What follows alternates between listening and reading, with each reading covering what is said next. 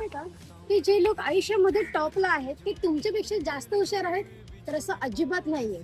तुमच्यामध्ये आणि त्यांच्यामध्ये फक्त एकाच गोष्टीचा फरक आहे, जो आज मी लायब्ररी गप्पांमध्ये तुम्हाला सगळ्यांना सांगणार आहे. चला मग, या चॅप्टरमध्ये खूप सारी गोष्ट सांगितली.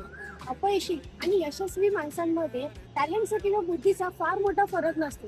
खरा फरक हा त्यांच्या सवयींमध्ये आणि डिसिप्लिन मध्ये असतो. यशस्वी माणसांनाही आळस येतो, त्यांनाही आराम करावा असं वाटतो, पण त्यांच्या मूडपेक्षा त्यांना नियमांना आणि कर्तव्यांना ते जास्त महत्व देतात.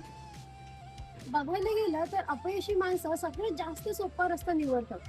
ते सकाळी उशिरापर्यंत उठतात किंवा मोबाईल किंवा स्क्रोल करत राहतात, आणि कारण त्याच्यामुळे त्यांना त्याच्यात जास्त आनंद मिळतो.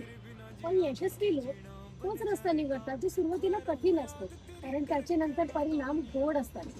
ते वेळेचं नियोजन करतात आणि सगळ्यात महत्वाचं म्हणजे अपयशातून शिकून ते पुढे जातात, नाही की सामान्य माणसांसारखे रडत बसतात. थोडक्यात सांगायचं तर यशस्वी माणसं त्याच गोष्टींची सवय लावून घेतात जी सामान्य माणसांना करायचा कंटाळा येतो. बस, एवढंच आहे बॉस. तर आजपासून तुम्ही तुमची कोणती सवय बदलणार आहे हे कमेंट मध्ये मला नक्कीच सांगा.